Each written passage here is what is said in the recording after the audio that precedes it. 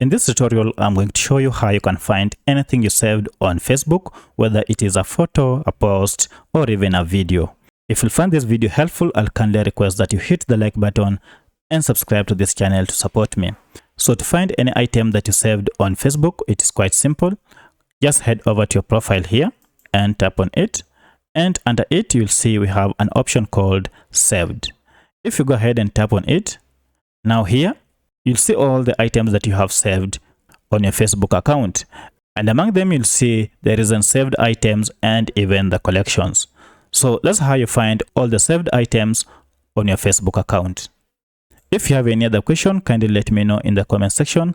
Otherwise, if this video was helpful to you, kindly hit the like button and subscribe to this channel to support me. Thanks for watching, and let's meet in the next video.